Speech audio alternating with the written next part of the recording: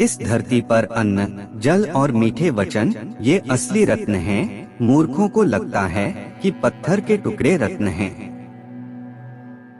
दरिद्रता, शारीरिक और मानसिक व्याधि, दुख और बंधन तथा विपत्तियां, ये सब व्यक्ति के किए हुए पापों के ही फल हैं। आप दौलत, मित्र, पत्नी और राज्य गवाकर वापस पा सकते हैं। यदि आप अपनी काया गवा देते हैं तो वापस नहीं मिलेगी। यदि हम बड़ी संख्या में एकत्र हो जाएं, तो दुश्मन को हरा सकते हैं। उसी प्रकार जैसे घास के तिनके एक दूसरे के साथ रहने के कारण घास की झोपड़ी के भीतर वर्षा का जल नहीं पहुंच पाता। जल में तेल, दुर्जन के पास गुप्त रहस्य, सत्पात्र को दिया गया दान और बुद्धिमान को शास्त्र का ज्ञान अपने स्वभाव के कारण तेजी से फैलते हैं। धर्मस्थल में जब व्यक्ति कथामृत का पान करता है, शमशान में किसी का शवदाह होते देखकर तथा किसी रोगी को छटपटाते देखकर व्यक्ति सांसारिक मोह माया को निरर्थक मानने लगता है। परंतु जैसे ही उस स्थान से हटता है, उसकी बुद्धि पुनः मोह माया से ग्रस्त हो जाती है।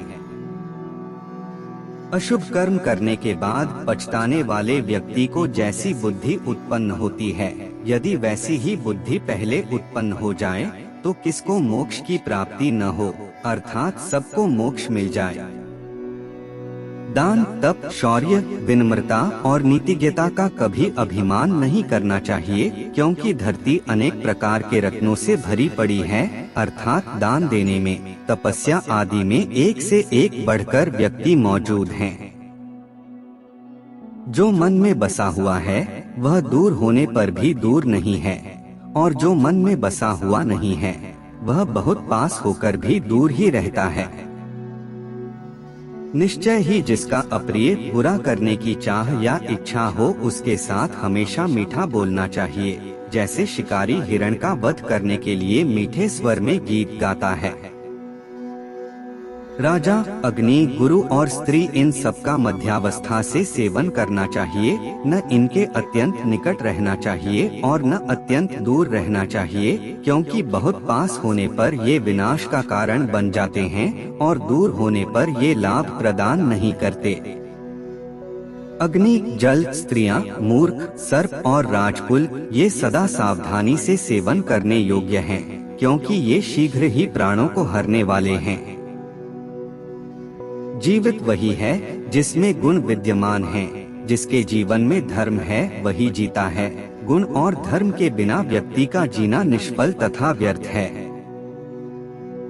यदि व्यक्ति संपूर्ण जगत को किसी एक ही कर्म द्वारा अपने अधीन करना चाहता है, तो उसे दूसरे की बुराई रूपी खेती में चरती अपनी जिह्वा को रोक लेना चाहिए। जो व्यक्ति अवसर के अनुकूल बात करता है, सामर्थ्य के अनुसार साहस का प्रदर्शन करता है तथा अपनी शक्ति के अनुसार क्रोध करता है, वही वास्तव में पंडित है। एक ही वस्तु देखने वालों की योग्यता के अनुरूप अलग अलग दिखती है। तब करने वाले में वस्तु को देखकर कोई कामना नहीं जागती। कामी आदमी को हर वस्तु में स्त्री दिखती है, कुत्ते को हर वस्तु में मांस दिखता है। बुद्धिमान व्यक्ति को चाहिए कि वह 6 बातें पर्दे में रखे: सिद्ध की हुई औषधि, दान, जप, तप आदि धार्मिक कृत्य, घर के दोष, अपनी पत्नी के साथ व्यक्तिगत बातें, कुभोजन तथा निंदित वचन। कोकिल जब तक मीठा गाने की काबिलियत हासिल नहीं कर लेते और सबको आनंद नहीं पहुंचा सकते, वे तब तक मौन रहते हैं। धर्म का आचरण, धन का उपार्जन, नाना प्रकार के अन्नों का संचय, गुरु के वचनों का तथा विविध प्रकार की औषधियों का सेवन विधि विधान से तथा प्रयत्न पूर्वक करना चाहिए। ऐसा न करने पर निश्चय ही व्यक्ति ठीक प्रकार से जी नहीं सकता। दुष्ट मनुष्यों का साथ त्याग कर साधु पुरुषों की संगति करनी चाहिए। दिन रात पुण्य कर्म प्रारंभ करते रहना चाहिए तथा सदैव संसार की अनित्यता को ध्यान में रखते हुए परमात्मा का स्मरण करते रहना चाहिए।